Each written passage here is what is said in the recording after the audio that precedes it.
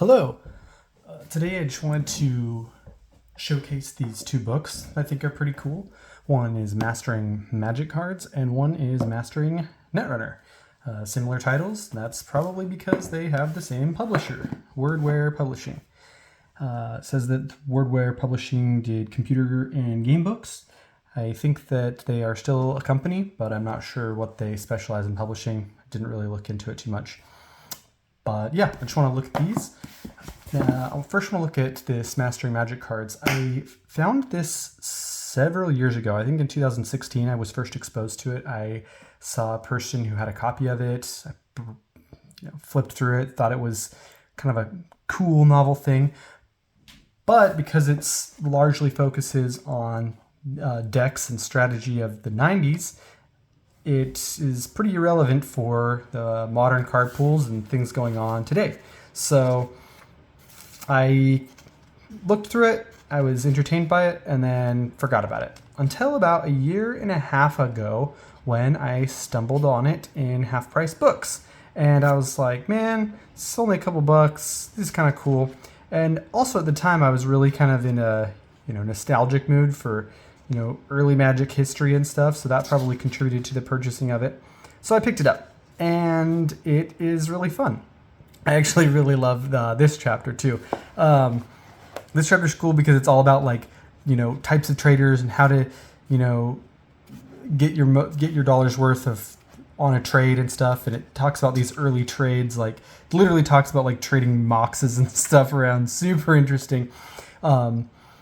Kind of largely irrelevant today because of different cards, but also because we have price data easily accessible, which it was not at the time.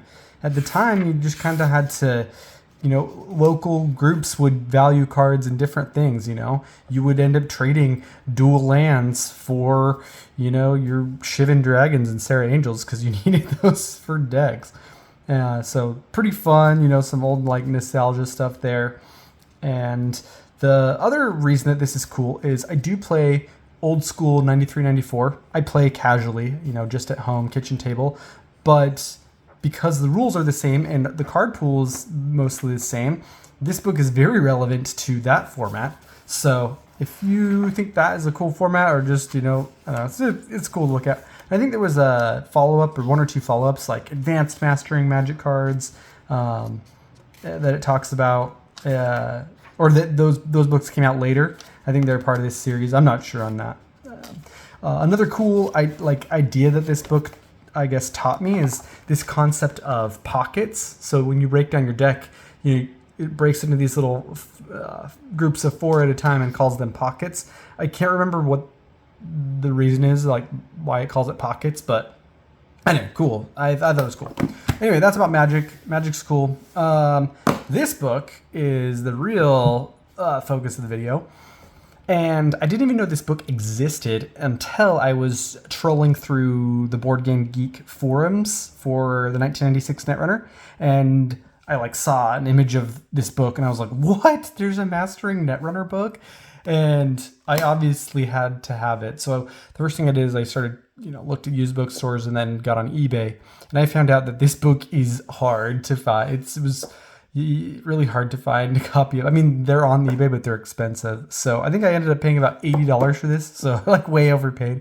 But they're only other listings are $120 or so. So I was like, yeah, I got it. I mostly got it as a piece for my Netrunner collection, but I also really wanted access to the information in it, which is not anywhere I can find online. So a lot of really cool strategy and just game history stuff in there.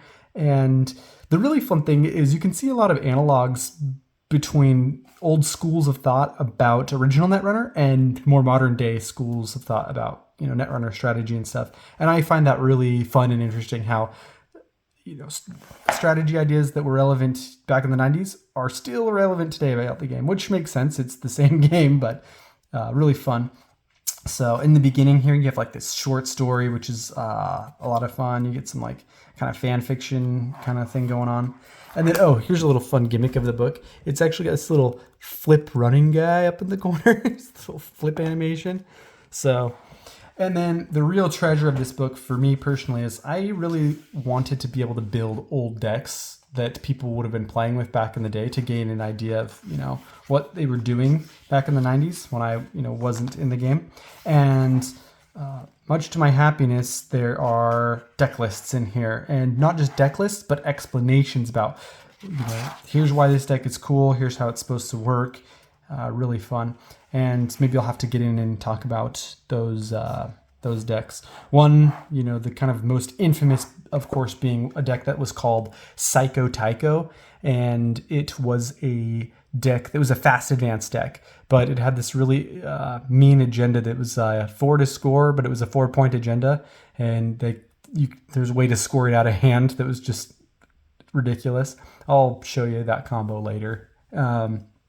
Anyway, just wanted to show these 2 books. Pretty cool. If you get a chance to look at this, they're interesting. If you have any questions about the what's inside, or explanations on it, or want a deeper criticism, let me know. Yeah, I think it's sweet. I also love this cover art, even though it's totally old school. I think it's fun. Thanks for watching.